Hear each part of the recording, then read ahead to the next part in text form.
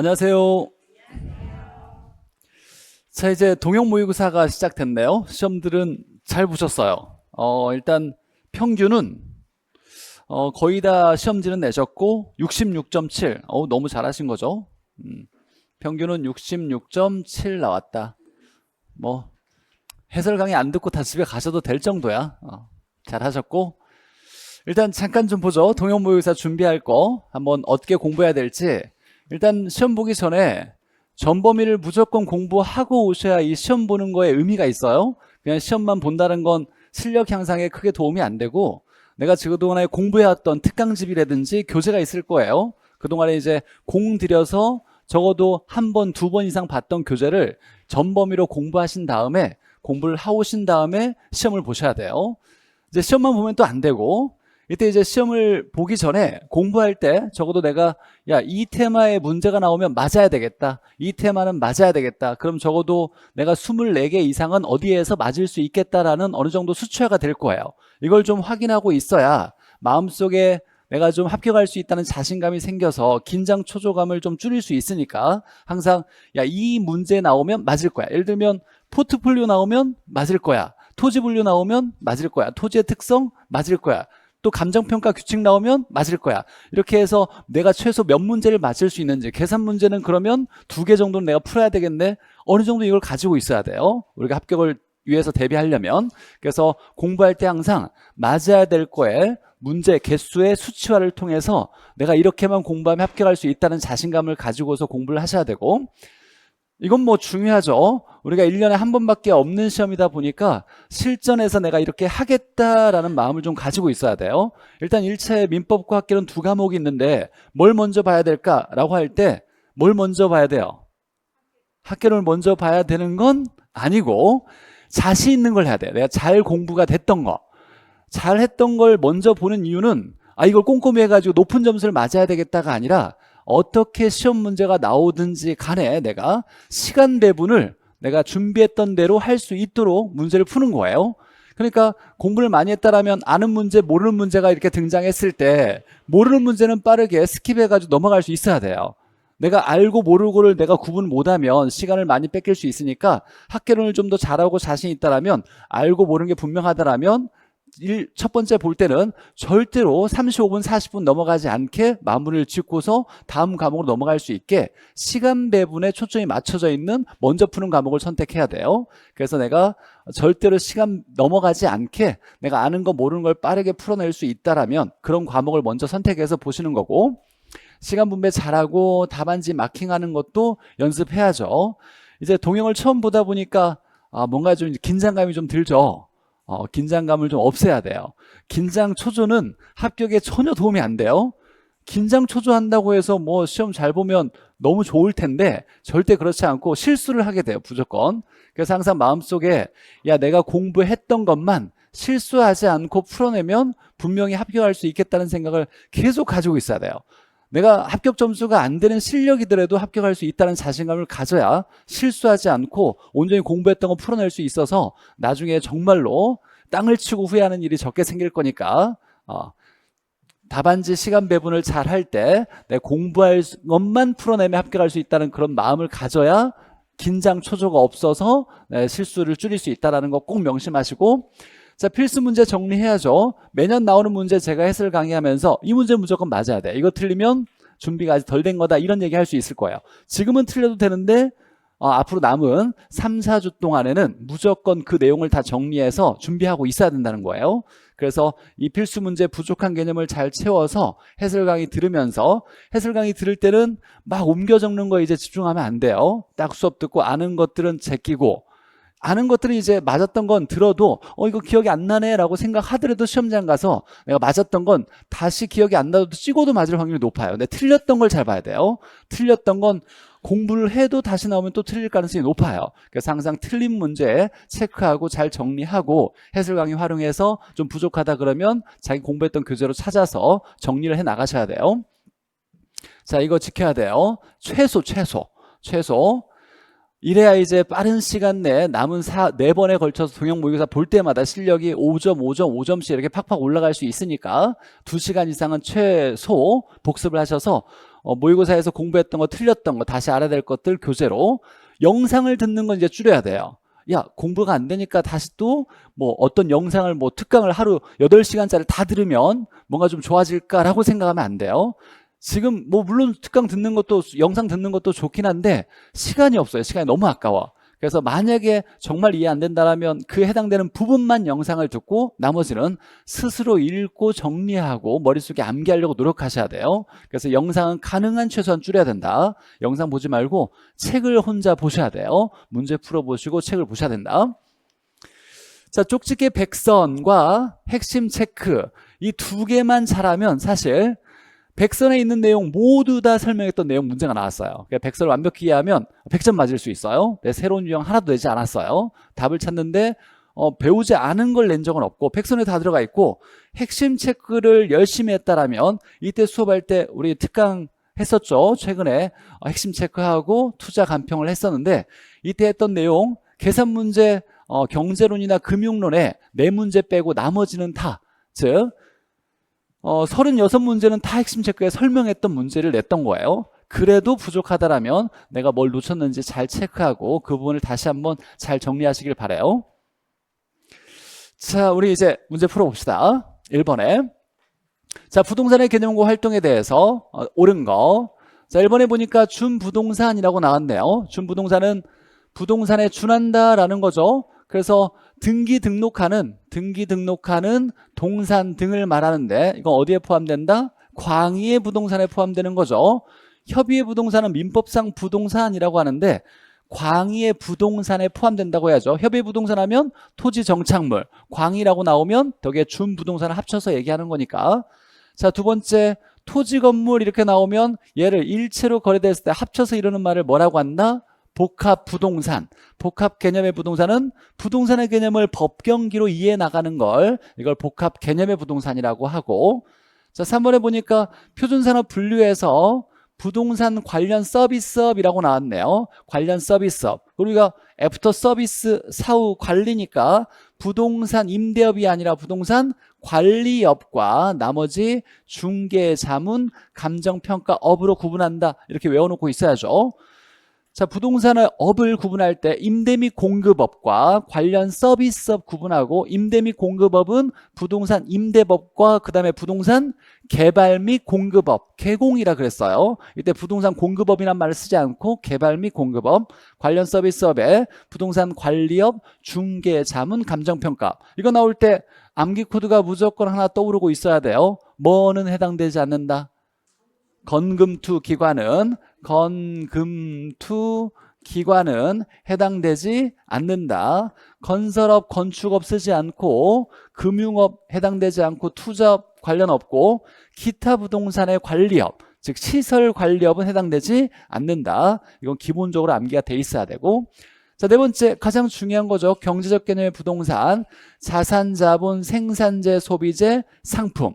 이 자연은 기술적, 물리적 개념을 얘기하는 거죠. 기술적, 물리적 개념이고. 5번에 보니까 자, 매년 경작의 노력을 요하지 않는 나무, 알아서 잘 자라는 나무죠. 정착물 맞아요. 정착물 맞죠. 다만 독립정착물은 아니고 종속정착물이죠. 종속정착물. 중개 대상이 될 수 있어요. 될 수 있죠. 단 토지와 분리해서 중개할 수는 없고 토지에 속한 상태로 중개 대상이 될 수 있다. 이렇게 해석하는 거죠. 답은 5번이고. 자, 두 번째 보죠.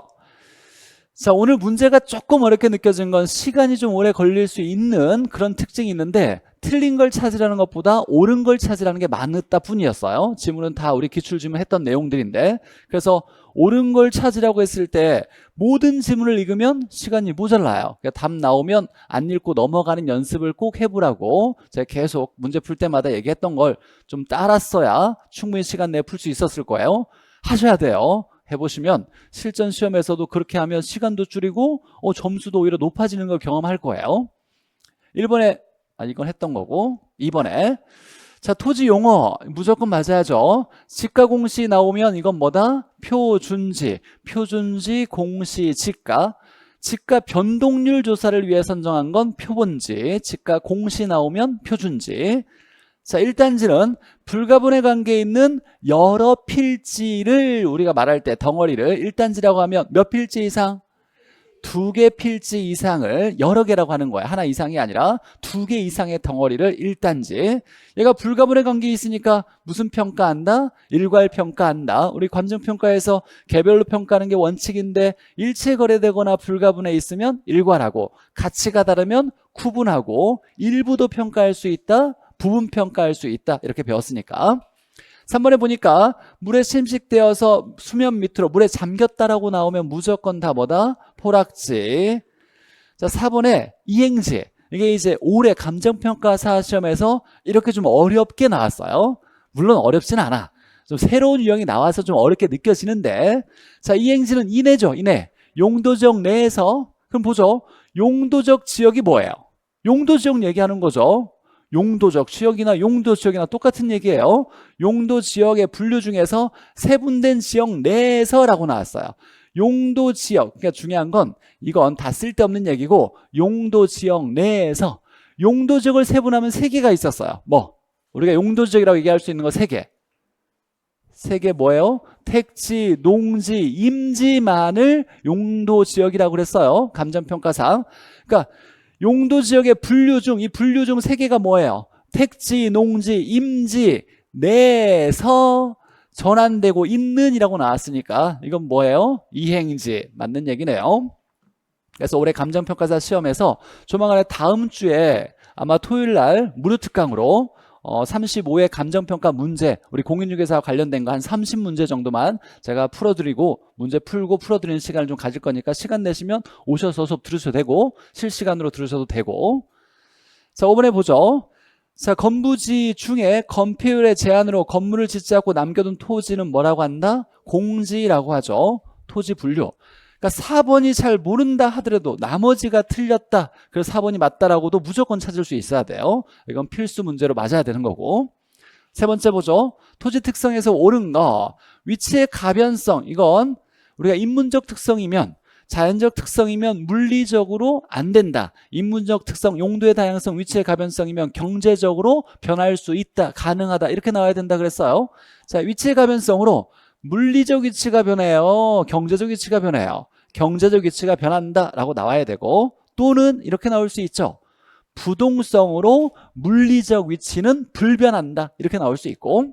두 번째, 자, 영속성은 소모되지 않으니까 마모파손이 없어요. 그럼 물리적 감가도 적용되지 않고 감가상각도 적용되지 않는다. 감가상각을 배제시키는 요인이고. 3번에 자, 주변 토지의 외부 환경이죠. 외부 영향에 의해서 경제적 감가가 일어날 수 있어요. 그렇죠. 우리가 감가하면 물경긴데 마모파손 물리적, 외부 환경 경제적, 내부 구성 요소 설계 설비 나오면 기능적이라 그랬죠. 자, 외부 환경에 의한 경제적 감가를 일으키는 건 부동성. 이거 우리가 무조건 시험 문제 나온다고 했죠. 암기 코드가 외부 지역 부인 경합. 이것도 올해 감정평가 시험에 처음 등장했던 거예요. 자, 그러니까 이 두 개의 차이를 보면, 영속성으로 이 감가상각을 다른 말로 뭐라고 하냐면 물리적 감가를 배제시키는 근거가 되는 건 영속성이에요. 물리적 감가 토지에 일어나지 않는다. 무슨 성? 영속성. 근데 토지에 경제적 감가가 일어난다. 이건 뭐의 근거냐면 부동성인 거예요. 부동성. 움직이지 않아서 외부 환경 영향을 받는 거다. 4번에 보니까 자, 부증성 나왔어요. 물리적 특성 나왔죠. 자연적 특성. 그럼 물리적으로 안 된다. 용도적 공급이 아니라 물리적 공급이 완전 비탄력이다. 완전 비탄력은 양이 변하지 않는 거죠. 다르게 얘기하면 용도의 다양성으로 용도적 공급은 가능하다. 이렇게 나와야 되고, 토지의 이행과 전환. 이행은 용도 전환을 얘기하는 거예요. 이용의 전환, 용도 전환 또는 이용의 전환을 얘기하는 거예요. 자, 그러면 용도 나왔어. 용도를 바꿀 수 있다. 뭐가 나와야 돼요? 용도의 다양성 나와야죠. 용도의 다양성. 근데 오늘 뭐 다들 시험 잘 보셔가지고 열심히 하신 거죠. 4번에 보죠. 옳은 거. 자, 1번에 보니까 수요 증가 공급 감소하면 이라고 나왔어요. 자, 이 1번 질문의 특징은 누가 많이 변했다는 얘기가 없죠. 그럼 알 수 없는 게 하나 있겠네. 가격을 한번 볼까요? 수요 증가하면 가격 상승, 공급 감소하면 가격 상승. 그럼 가격은 상승해야죠. 이런 말 나오면 안 돼요. 수요 공급의 변화폭에 의해 결정된다는 얘기는 아직은 결정할 수 없고 변화폭을 제시해야만 결정할 수 있어. 그래서 알 수 없다를 이렇게 표현하는 거예요. 이 말은 알 수 없다. 뭘 알 수 없어요? 가격이 아니라 양을 알 수가 없죠. 양은 증가하고 양은 감소하는데 누가 많이 변했다는 얘기가 없으니까 양은 알 수 없다. 그래서 양은 변화폭에 의해 결정된다라고 나와야 되지 가격은 알 수 있어요. 가격은 상승하는 거고. 자, 완전 비탄력이고 수요 증가라고 나왔으니까 완전 비탄력이면 양이 불변. 양이 불변이죠. 얘가 무조건 양은 불변일 거고 그러면 가격은 얘가 결정하니까 가격은 뭐 한다? 상승이라고 나와야죠. 변하지 않는 건 양이 변하지 않아야죠. 완전 비탄력 나오면 무조건 양 불변. 3번에 보니까 이 3번 질문의 특징은 하락이 아니라 기대하면이죠. 기대하면 예상을 얘기하는 거예요. 예상을. 그럼 이건 수요량의 변화예요? 수요의 변화예요? 수요의 변화예요. 그러니까 곡선상이 아니라 곡선이 이동한다 라고 나와야 돼요. 곡선이 이동한다. 자, 아파트 가격이 하락할 거로 기대했대요. 그럼 산다 안 산다? 올라갈 거라고 기대해야 사는 거고 떨어질 거라고 생각하니까 사요 안 사요? 안 사야지. 그럼 수요 곡선 어느 쪽으로? 수요 곡선은 좌측으로 이동한다 이렇게 나와야 되겠죠. 자, 만약에 이게 없다고 해보죠. 이게 기대하면이 없다고 한다라면 아파트 가격이 하락하면 이렇게 나왔어요. 그럼 이거 수요량이 변하죠. 그럼 곡선 위에서 움직여야지. 그러면 곡선 위에서 점이 위쪽으로 가냐 아래쪽으로 가냐를 해석할 때 가격이 내렸죠. 우리가 경제학에서 이렇게 세로축으로 쓰는 건 뭐다? 가격이에요. 그러면 비싸지면 올라가고 싸지면 내려가니까 이게 없다라면 가격이 하락하면 곡선 위에서 점은 하향으로 이동한다. 이렇게 맞을 수 있겠네요. 그러니까 이게 빠지면 맞는 얘기인데 기대가 들어갔으니까 이 뒤에 지문은 수요 곡선이 좌측으로 이동한다. 이렇게 나와야 되는 거예요. 그리고 우리가 이제 시험이 다가올수록 머릿속에 정리 안 되거나 조금 어렵거나 이해 안 되는 것들 근데 한번 잘못 머릿속에 딱 지금 고정되면 시험장 때까지 헷갈릴 수 있어요. 그래서 학원 나왔다라면 적어도 공부했던 것 중에 좀 헷갈리거나 이해 안 되는 건 질문하고 가야 돼. 질문해서 저한테 명확하게 이거다라고 정리하고서 이해 안 되면 외우기라도 해야 돼요. 지금 시기에 옆 사람한테 야 이거 뭐야 이렇게 해서 잘못 가르쳐주면 이게 만약에 머릿속에 고정되면 큰일 나요. 나중에 너 때문에 떨어졌다고 얘기할 수가 없어. 그러니까 비슷한 사람들끼리 이렇게 끼리끼리 하지 마시고 저한테 질문해야 돼요. 꼭 그렇게 질문을 해. 비슷한 사람들끼리. 네. 질문하는 건 아직 좀 점수가 모자라는데 고만고만한 사람에게 또 질문하는 게 문제예요. 공부 잘하는 사람한테 물어보면 아무 문제가 안 되는데 어찌됐거나 4번 봅시다. 자, 오피스텔 가격이 하락하면 대체제라고 했네요. 그러면 살 때 안 산다 그랬어요. 싸졌으니까 얘를 뭐 한다? 산다. 그러면 얘는 안 산다. 그러면 수요가 주니까 그 이후에 아파트 가격은 뭐하다? 하락할 것이다. 맞네요. 이게 이제 우리 경제론에서 가장 어려운 지문 중에 하나죠. 여기 안 사니까 그 이후에는 가격은 하락할 것이다. 한 단계를 건너뛰고 이렇게 질문 나왔던 거고.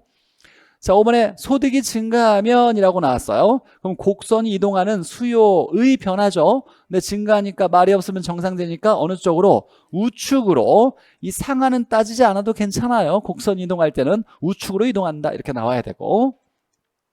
자, 5번 봅시다. 기본 문제죠. 자, 아파트 수요의 가격 탄력성을 물어봤고, 두 번째 교차 탄력성을 물어봤는데 다세대 수요의 교차 탄력성. 두 개의 관계가 뭐냐라고 물어봤어요. 일단 관계가 가장 쉬우니까 관계 먼저 찾으면 살 때 안 사면 대체제. 자, 보니까 아파트를 안 살 때 그 다음에 다세대는 샀네요. 다세대 살 때 아파트 안 샀으니까 두 재와의 관계는 대체제 이렇게 나올 거고. 자, 그 다음에 가격 탄력성을 본다면 아파트의 가격 탄력성 가격에 의해서 양이 얼마나 많이 변하냐. 그러면 아파트의 가격 변화 1분의 아파트의 수요량 이렇게 되겠죠. 아파트의 가격은 10, 그 다음에 아파트의 수요량은 8 이렇게 나오네요. 그러면 0.8이고 여기까지는 어렵지 않고. 자, 교차 탄력성을 본다면 얘 중요하죠. 머릿속에 좀 기억해야 될 것이 교차는 다른 재화에 의해서 영향받는 거죠. 이걸 간단히 줄이면 다세대 수요의 교차 탄력성을 얘기하는데 이렇게 얘기하는데 자, 뭐의 수량이 변하는 걸 얘기하는 거예요? 아파트야 다세대야? 다세대가 얼마나 많이 변하냐를 얘기하는 거예요. 그러면 앞에 생략된 건 뭐냐면 다른 재화 가격에 의해서 다세대 수량이 얼마나 많이 변하냐를 얘기하는 거다. 여기에 있는 수요 앞에 있는 게 얘가 해당 재화를 얘기한다. 그럼 식은 어떻게 써야 돼요? 다른 재화가 아파트니까 아파트 가격에 의해서 다세대 수요량이 얼마나 많이 변하냐를 얘기한다. 아파트 가격은 얼마? 10. 다세대 수요량은 5 이렇게 나오네요. 그러면 0.5 이렇게 되겠죠. 0.5. 자, 필수 문제죠. 이건 뭐 기본적으로 경진에서 항상 매번 나오는 문제니까 얘가 가장 중요한 포인트예요.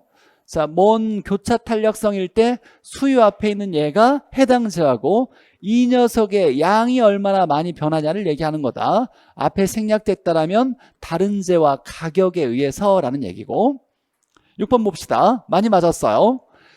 자, A의 전체 변화율이 얼마냐라고 했을 때, 자, 보니까 A 가격 변했고, 소득도 변했고, B의 가격도 변했네요. 그러면 A와 B가 뭔가 관련이 있을 거예요. 여기 문제는 A의 수량이 전체 얼마 변했냐라고 물어봤는데, 자, 원인을 보니까 A의 가격도 변했다, 소득도 변했다, B의 가격도 변했다라고 나왔어요. 이것들이 다 A의 수량을 변화시키는 거죠. 이렇게 변화시킬 건데 얼마 변화시킬 거냐라는 건 끼리끼리 탄력성을 곱하면 된다 그랬어요. 자, 그러면 자, 가격 탄력성이 1이니까 얘는 얼마냐면 3%. 그 다음에 이렇게 소득 탄력성이니까 곱하면 2%. 그 다음에 이렇게 곱하면 3%가 변했을 거다.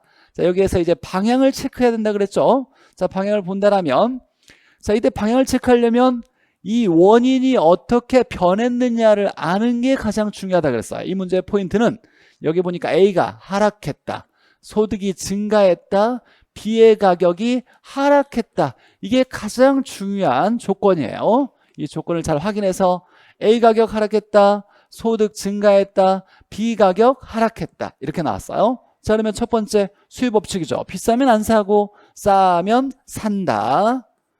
자, 말이 없으면 정상제인데 정상제라고 나왔어요. 돈 벌면 산다. 자, 그 다음에 이제 얘가 두 재화의 관계가 대체제라고 나왔어요. 대체제. 자, 그러면 B가 싸졌으니까 B를 산다. 그럼 A는 뭐 한다? 안 산다 라고 나와야 돼요. 안 산다. 그러면 얘는 플러스 3이고 얘는 플러스 2고 얘는 마이너스 3이니까 얘 없어지면 남은 건 뭐다? 플러스 2 이렇게 되겠네요. 2% 증가. 2% 증가. 이것도 많이 맞아서 너무 다행스럽고. 자, 7번 보죠. 7번. 자, 틀린 거 LTV 조정. 이건 정부의 규제죠. 규제는 예상하지 못하는 원인이니까 이건 경기 변동이 무작위적 또는 불규칙적이라고 하죠. 무작위적 경기 변동, 전쟁, 자연재해, 정부의 규제 정책. 이건 예상하지 못한 거. 이번에 보니까 회상호와 회복기에 접어들었다. 순환적 경기 변동.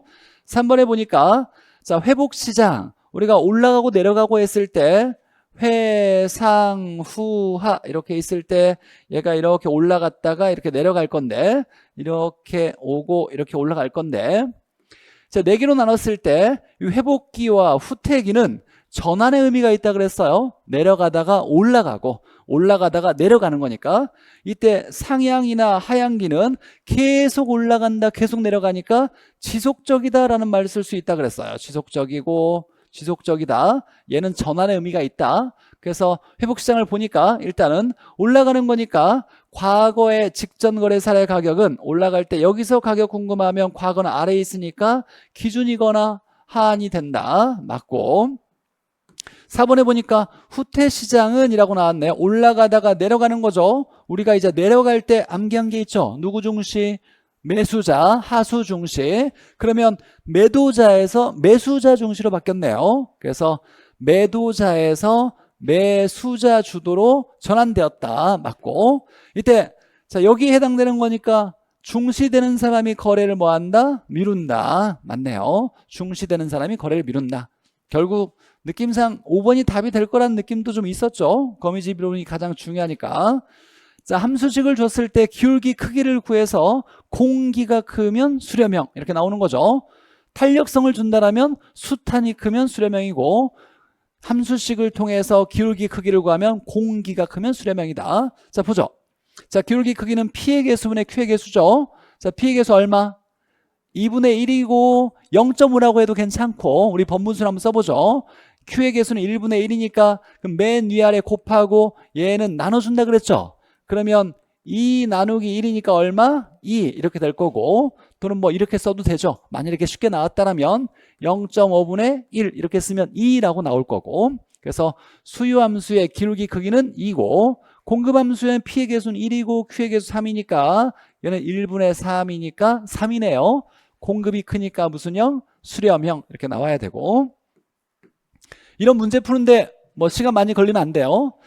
자, 그리고 오늘 이제 문제를 풀어봤을 텐데 다들 시간이 이제 모자랐는지 남았는지, 또는 모자라서 뒤에 감정평가를 못 풀었다라면 조금 나중에 두 번째 볼 때는 좀 생각해야 돼요. 야, 감정평가 보니까 오히려 문제가 쉬웠을 거예요. 그래서 야, 문제를 받자마자 감정평가 먼저 싹 풀어보고, 그리고 아는 거 모르는 거 딱 체크하고 다시 돌아와서 1번부터 풀어나가도 괜찮다라는 느낌을 좀 가져야 되고, 답 나오면 넘어가서 다음 질문 안 읽고 넘어가면 뭐 점수 충분히 나오네 이렇게 생각하면서 자기 시나리오를 좀 만들어야 돼요. 계산 문제는 내가 너무 자신 없으면 먼저 스킵하고 시간 남겨놓고 풀든지, 풀 수 있는 문제 딱 몇 개 정해서 야, 이건 무조건 풀고, 야, 이건 내가 준비가 좀 어려우니까 이건 좀 시간 남으면 풀어야 되겠다 이렇게 좀 준비를 해놔야 돼요. 8번 봅시다. 옳은 거. 자, 가격 탄력성은 가격에 의해서 양이 얼마나 많이 변하냐, 양의 변화율을 따지는 거예요. 그럼 뭘 정하는 거예요? 양을 정하는 개념인 거죠. 그래서 가격이 변할 때 양이 얼마나 변하냐, 양이 얼마나 많이 변하냐니까 정성이 아니라 정량적 개념이다 라고 나와야 되고, 정량적, 양을 정하는 개념이다.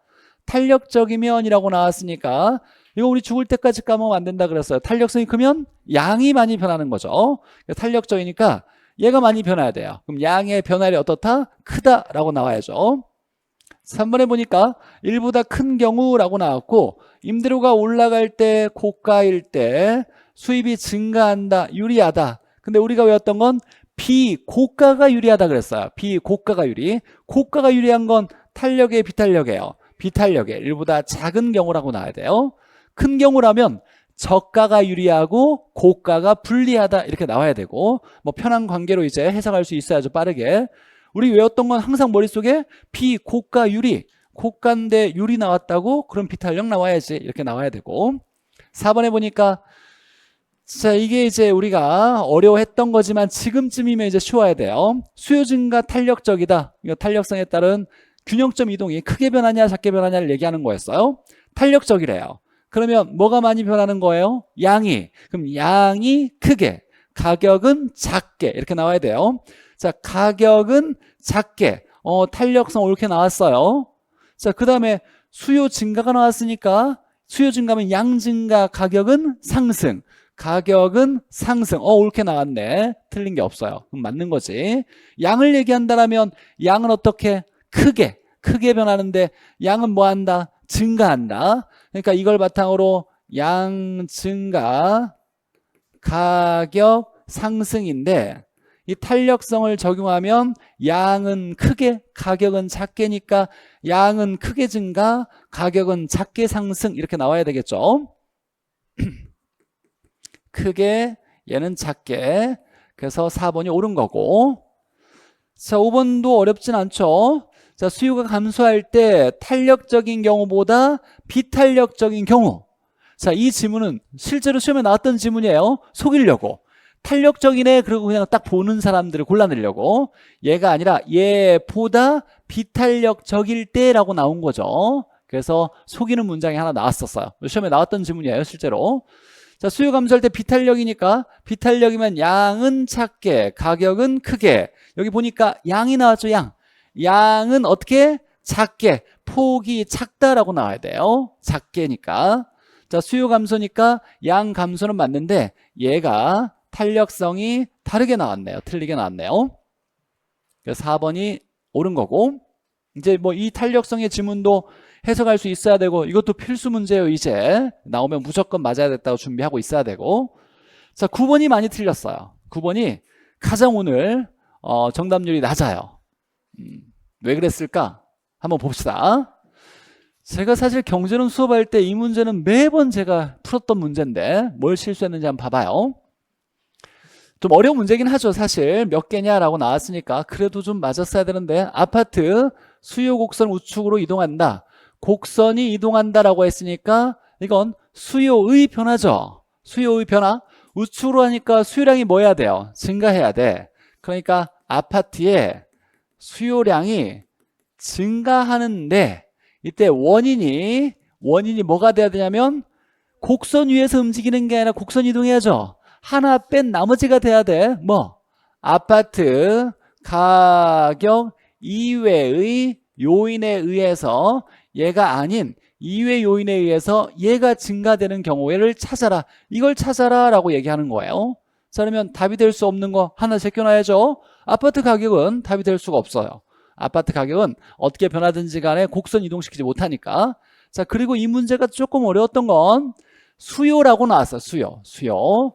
근데 건축, 건설, 생산 이거 나오면 수요예요? 공급이에요? 공급 얘기하는 거예요. 원자재도 마찬가지로 공급을 얘기하는 거예요. 그래서 여기 건축, 공급이고 원자재, 공급이니까 관련이 없어요. 예, 관련 없고. 자, 그럼 이제 나머지 한번 해석해 보죠. 자, 금리가 올랐대요. 그럼 대출 받기가 쉬워요? 어려워요? 어렵죠. 대출 금리가 올랐으니까. 그러면 수요의 감소. DTI가 하향됐대요. 그럼 대출금이 많아져? 적어져? 적어지는 거예요. LTV DTI가 상향되면 대출금이 많아지는 거고, 낮아지면 대출금 줄어드는 거죠. 대출금 줄어드니까 수요의 감소. 얘와 얘는 똑같은 얘기가 아니에요. 얘는 대출 금리 얘기하는 거고, 얘는 대출 규모가 크냐 작냐, 대출금이 많아지냐 적어지냐를 얘기하는 거예요. 자, 가격이 올라갈 걸 기대하고 있대요. 기대하고 있대. 올라갈 것 같대. 그럼 산다 안 산다? 산다. 얘는 우측. 자, 대체 주택의 가격 하락이래요. 대체 관계에 있는데 주택이 가격이 싸졌어. 이건 이 주택은 아파트하고 대체 관계를 얘기하는 거예요. 싸졌으니까 이 주택 산다 안 산다? 산다. 그럼 아파트는 산다 안 산다? 아파트의 곡선은 좌측 가겠지. 우리는 아파트의 곡선이 어떻게 움직이는지에 관심이 있으니까. 자, 보완재의 가격이 올랐어요. 보완관계인 재화를 얘기하는 거예요. 보완관계의 재화. 뭔진 모르겠지만 보완관계의 재화가 비싸졌대. 그럼 얘 산다 안 산다? 안 산다. 그러면 아파트 산다 안 산다? 안 산다. 아파트 수요곡선도 좌측. 여기까지 대체 보완재까지 풀면, 그래서 풀어낼 수 있었어야 되는데 답 몇 개? 한 개. 다시 틀린 것들 잘 정리하고, 뭐 가장 이제 중요한 포인트는 얘 두 개를 해석할 수 있어야 되고, 마지막 단계 기본 문제는 여기에서 야 수요의 변화니까 해당재와 가격은 답이 될 수 없고, 수요 얘기니까 공급과 관련 있는 건축, 건설, 원자재, 생산 이런 거하고 관련이 없다라는 거 구분할 수 있어야 되고. 10번 보죠. 자, 틀린 거 상향여과는 이라고 나왔는데, 고저 주거지역에서 계량을 통한 가치상승분이, 자, 여기에 계량 비용보다 큰 경우에 발생한다라고 나왔어요. 아이고, 이거 문제가 오류네요. 오류. 이렇게 나오면 아이고. 자, 보죠. 가치상승분이 계량보다 크죠? 그럼 상향여과 돼야죠. 상향여과는 뭐야? 세집으로 바뀌어지는 거죠. 그래서 고소득층 주거지역이 아니라 이건 복수정답으로도 해줄 만한 문제예요. 저소득층이 나와야 돼. 저소득층 주거지에서 가치상승분이 계량비용보다 크면 새 집으로 바꿀 거다. 그러니까 저소득층 주택이 새 집으로 바뀌어질 거다라고 나와야 돼요. 이건 제 오류예요. 네, 복수정답 해줄게요. 1번도 맞다. 근데 다 맞았을 거야. 네. 10번에 네. 90.3%야. 정답률이 가장 높아. 네. 답이 너무 쉬워서. 어쨌거나 상향유가는 새 집으로 고치는 거잖아요. 낡은 집이 새 집 가는 거니까 저소득층 주거지역에서 가치상승분이 계량비가 크면 새 집으로 바꿀 거다 이렇게 나와야 돼요. 2번 보죠. 저소득층이 유입되면 이 사람들이 살 집이 필요하니까 자, 이 말이 나오면 저가 주택의 낡은 집의 수요가 뭐 한다? 증가한다. 낡은 집을 많이 필요로 할 거다. 이 사람들이 살 집이 필요하니까. 그럼 뭐가 발생해서?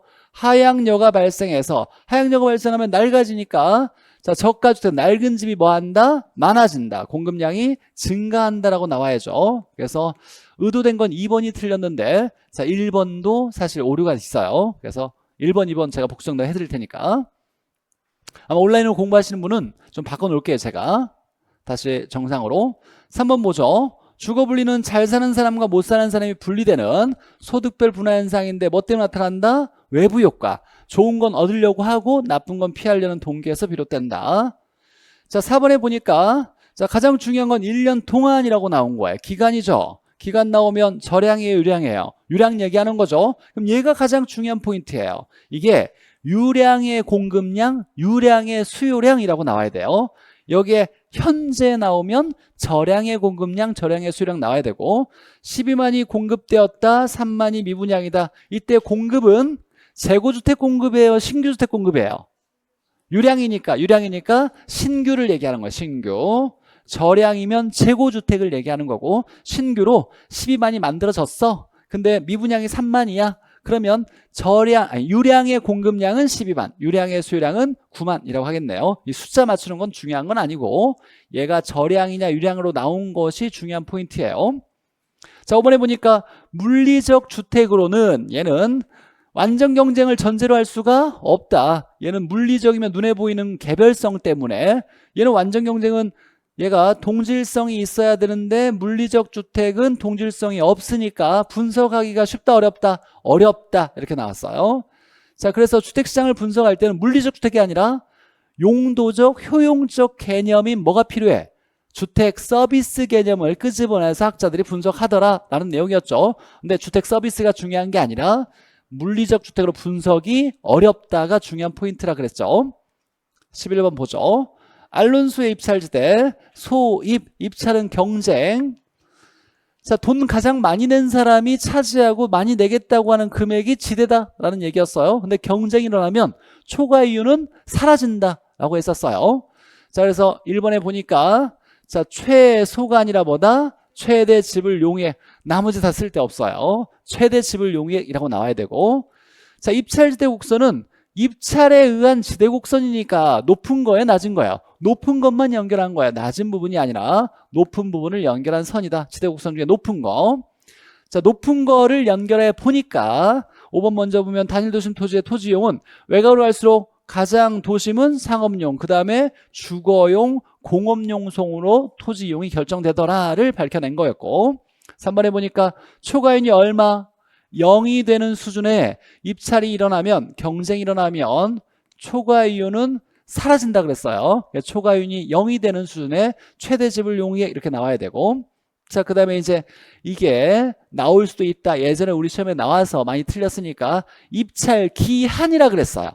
입찰 기한. 한계운송비 어디 가야 된다? 위에. 그러니까 토지 사용량에 대한 한계운송비의 비율이다. 그럼 얘가 위에 간 거죠? 맞네.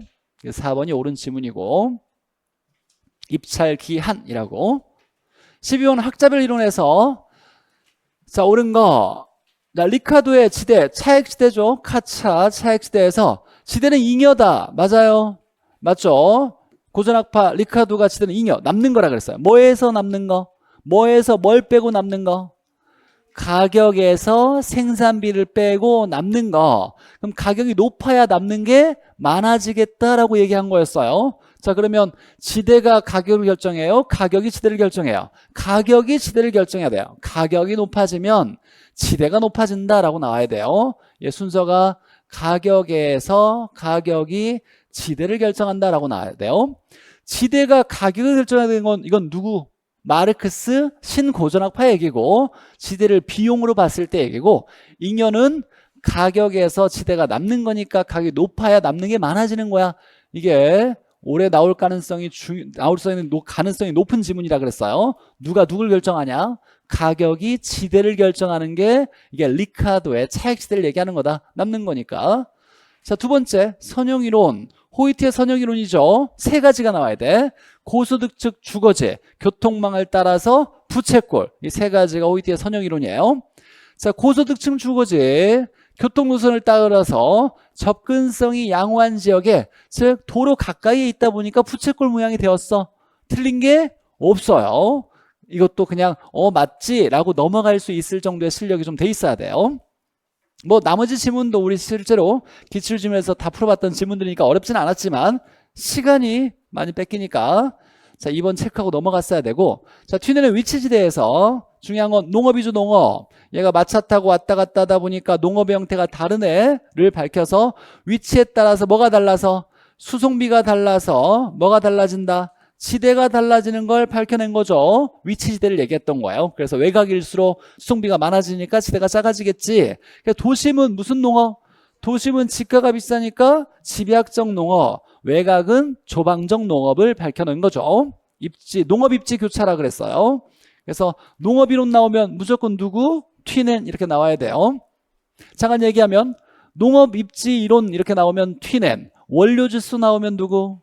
배버 나와야 되고, 시간거리 또는 공간 마찰계수 나오면 허프 나와야 돼요. 중심지의 계층 나오면 크리스탈러 이렇게 딱 나와야 돼. 이건 그 학자만 얘기한 거니까. 4번에 보니까 동심원 이론에서 저소득층일수록 점이지대 사는 사람이죠. 가장 돈이 없는 사람, 슬럼가, 점이지대, 천이지대. 그러면 고용기회가 많은 도심과 가까이에요, 멀리에요? 가까이에 있죠, 점이지대가. 그럼 접근성이 양호하지 않은 지역이야, 양호한 지역이야? 양호한 지역의 주거를 선정한다. 순서가 중심지, 점이지대, 저, 중고, 통근자 이렇게 주거 분리가 일어났었죠. 5번에 보니까 독점지대 있어요, 없어요? 뭐라고 나와야 돼요? 절대지대. 소유에 의해서 발생하는 건 절마루, 마르크스의 절대지대라고 나와야 돼요. 아직도 이거 5번 틀리면 안 되고.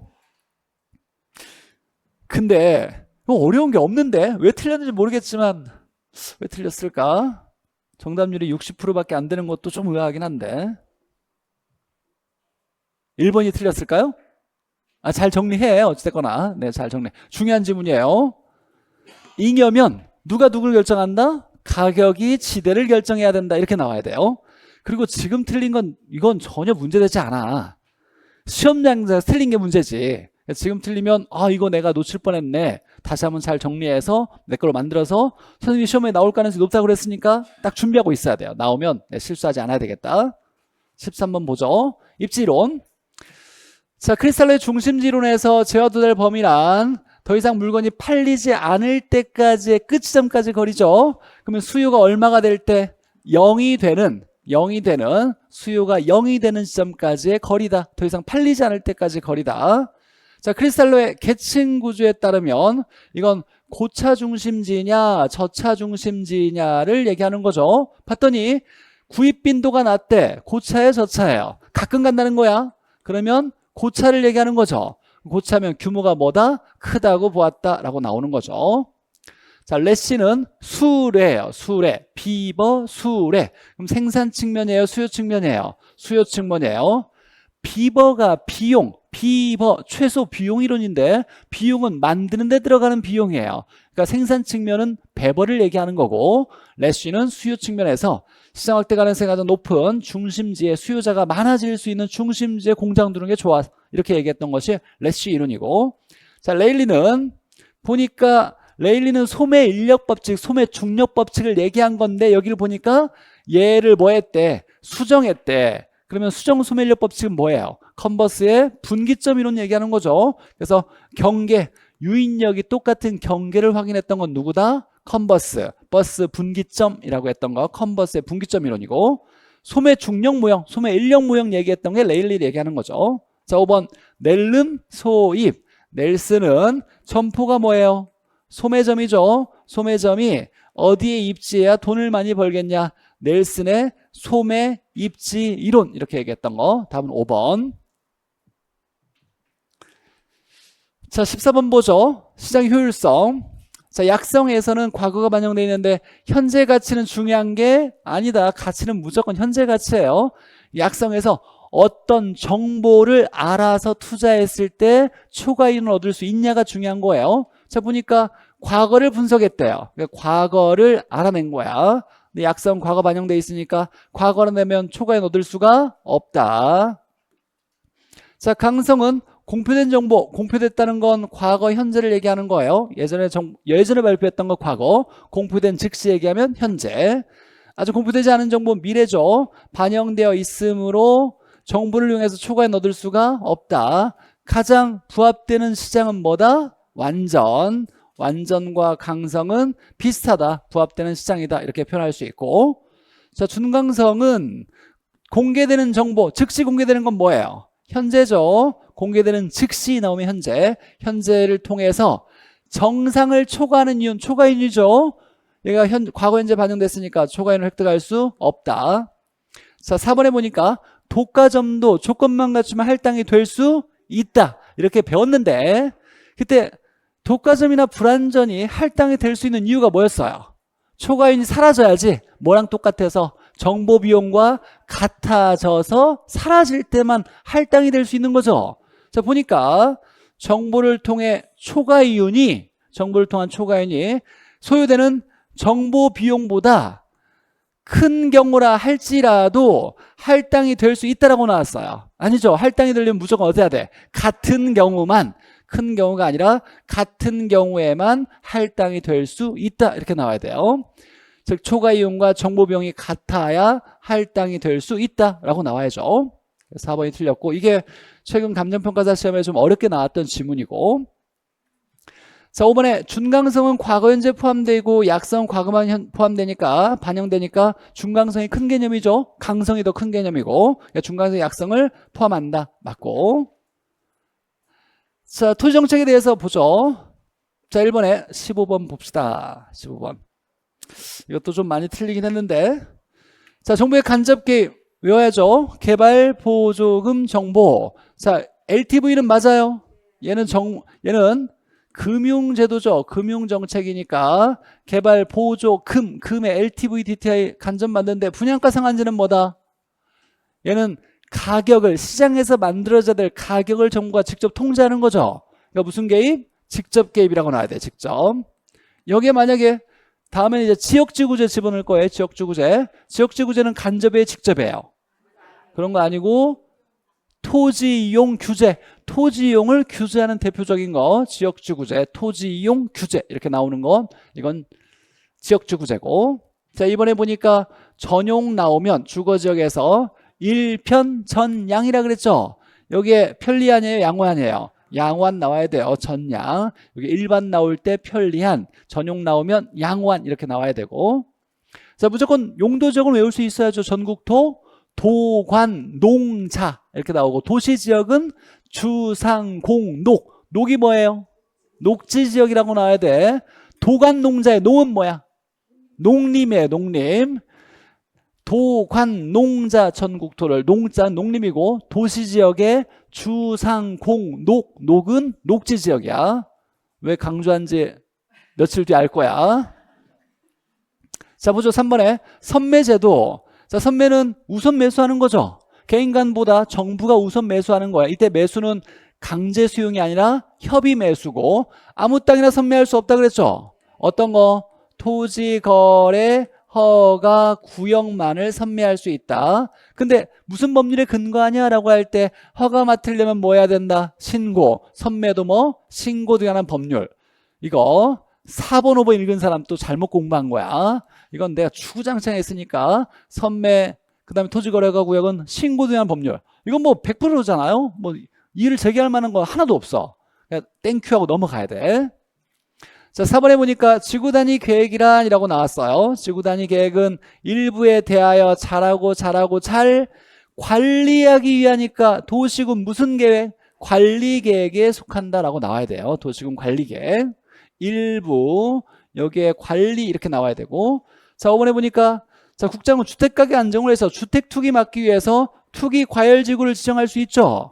근데 얘가 주택이니까 무슨 법에 근거하고 있다? 주택법. 건축법이나 주택법. 그러니까 주택법에 근거하는 거 두 개 알고 있어야죠. 분양가 상한제, 그 다음에 투기 과열지구 두 개. 제법 빨리 한다고 했는데 시간이 그래도 많이 갔어요. 쉬었다가 봅시다. 쉬었다가. 그리고 공부 잘하는 사람들이 야, 뭐 다 맞았어 라고 한다고 해서 그냥 집에 가려고 생각하지 마시고 수업을 듣고 이 시간에 내가 다 이 시험지를 다 마무리 정리하겠다라는 생각을 가지면서 집중해가지고 끝낼 수 있어야 돼요. 이제 점수가 좀 안 나온 사람들은 수업도 듣고 집에 가서 복수하면서 찾아야 되겠지만 공부 잘하는 사람들은 그냥 수업 들으면서 뭐 마무리 다 여기서 정리하겠다고 생각하고 시간을 좀 효율적으로 써야 되니까 10분간 쉬었다가 봅시다.